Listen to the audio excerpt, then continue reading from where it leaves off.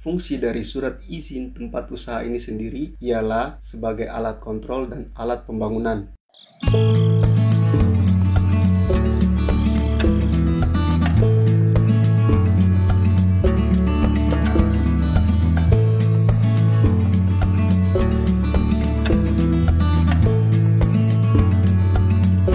Halo semuanya, Assalamualaikum warahmatullahi wabarakatuh. Shalom, salam sejahtera untuk kita semua. Untuk video kali ini saya akan menjelaskan tentang situ, pengertiannya, dan syarat pembuatannya apa saja. Jadi untuk selengkapnya dapat teman-teman saksikan dalam video saya kali ini. Selamat menyaksikan. Situ atau surat izin tempat usaha ialah surat untuk memperoleh sebuah izin usaha di sebuah lokasi dengan maksud agar tidak menimbulkan gangguan atau kerugian terhadap pihak-pihak lain.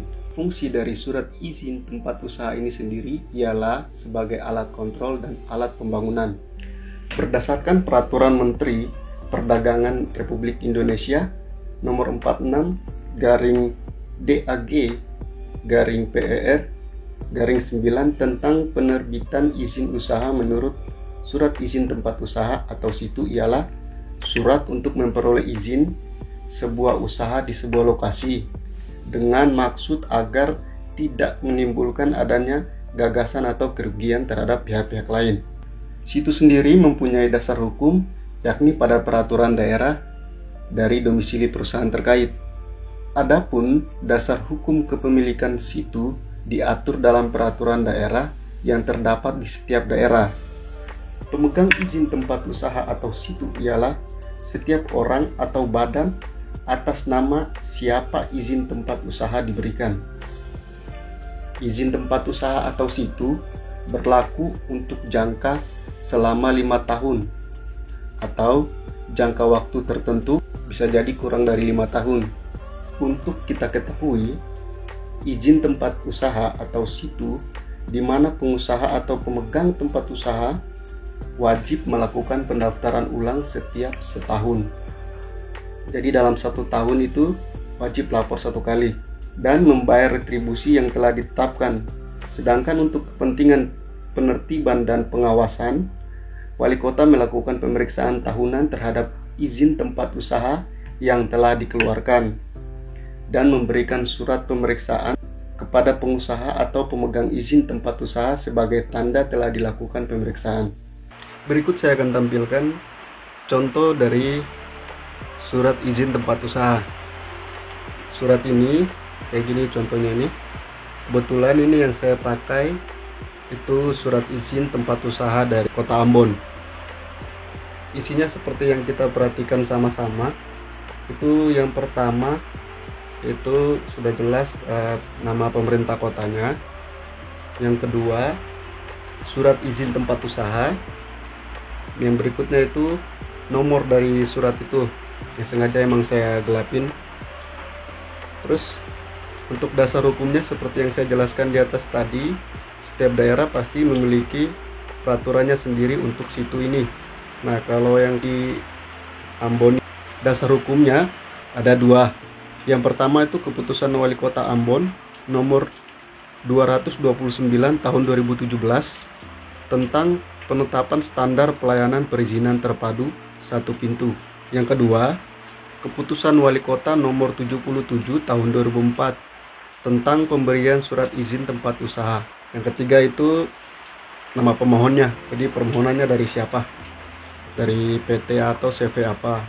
Terus di bawahnya tuh mengizinkan kepada nama badan usaha, alamat, jenis usahanya apa, nama pemimpin atau pemilik atau juga yang kita sebut jabatannya direktur, terus alamat, warga negara, sama NPWPD. Untuk pemerintah Kota Ambon sendiri, dia punya 4 ketentuan. Itu berlakunya surat izin tempat usaha ini. Yang pertama, waktu operasi perusahaan setiap hari mulai dari pukul 8 pagi sampai dengan pukul 4 sore. Berarti nggak boleh lewat dari jam 4 sore. Kecuali ada izin khusus baru boleh untuk operasinya. Yang kedua, surat izin tempat usaha ini berlaku sejak tanggal ditetapkan dan berakhir sampai dengan tanggal sekian. Yang ketiga, batas waktu perpanjangan situ selambat-lambatnya 3 bulan sebelum tanggal berakhirnya. Jadi pemerintah Kota Ambon mempunyai peraturan paling lambat 3 bulan sebelum jatuh tempo masa berlaku suratnya habis, itu sudah harus perpanjang. Jadi jangan ditunggu lagi sampai tanggal masa berlakunya habis. Yang keempat, situ dapat dicabut apabila yang satu, penggunaannya bertentangan dengan ketentuan perundang-undangan yang berlaku. Yang kedua, atas permintaan pemilik atau penanggung jawab badan usaha sendiri. Syarat-syarat pembuatan situ atau surat izin tempat usaha adalah yang pertama, mengisi formulir permohonan. Yang kedua, surat keterangan domisili perusahaan dari desa. Yang ketiga, surat pernyataan tetangga. Yang keempat, surat keterangan status tanah atau bangunan. Yang kelima, fotokopi KTP pemilik. Yang keenam, menghadirnya rekomendasi izin tempat usaha dari kecamatan.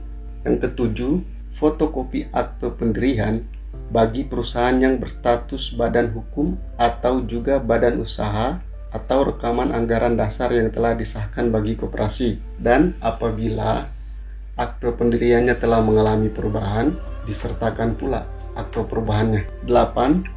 Foto pemohon ukuran 3x4 sebanyak 2 lembar. Yang ke-9, fotokopi pelunasan pajak bumi dan bangunan tahun berjalan. Yang ke-10, dena lokasi tempat usaha. Yang ke-11, surat pernyataan tidak keberatan dari tetangga atau izin tetangga yang diketahui RT atau RW. Yang ke-12, fotokopi IMB atau izin mendirikan bangunan. Adapun beberapa syarat lain yang harus dipenuhi, seperti syarat keamanan, ketertiban, kesehatan, dan syarat lain-lain. Syarat keamanan itu dalamnya terdapat 4 poin yang harus dipenuhi. Yang pertama, perusahaan menyediakan alat pemadam kebakaran. Seperti ini.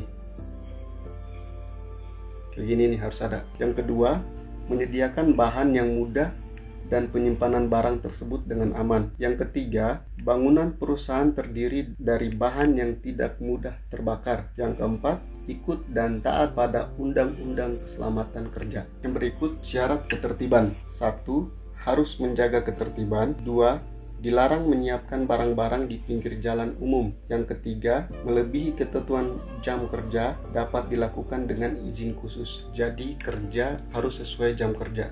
Yang berikut syarat kesehatan. Yang pertama, dengan memelihara dan juga menjaga kebersihan lingkungan, menyediakan tempat sampah, menyediakan pencegahan kemungkinan terjadinya pencemaran lingkungan hidup, dan penyediaan alat-alat pertolongan pertama pada kecelakaan. Jadi sediakan juga P3K dalam kantor Anda. Syarat yang lain ialah perusahaan diwajibkan mengutamakan tenaga kerja dan pendidikan sekitar yang memiliki KTP. Yang berikut, menjaga keindahan lingkungan dan menjaga penghijauan terkait perusahaan yang melanggar syarat-syarat tersebut. Oke, sekian dari Gedebuk. Semoga video kali ini dapat memberikan manfaat yang baik buat teman-teman. Dan pesan saya, syarat atau apa saja yang harus dilakukan untuk mendirikan CV atau perusahaan, itu teman-teman boleh nonton video saya dari awal. Jadi satu-satu ditontonnya biar bisa paham. Oke, akhir kata, apabila ada kesalahan kata, saya mohon maaf. Salam hormat, Gedebuk.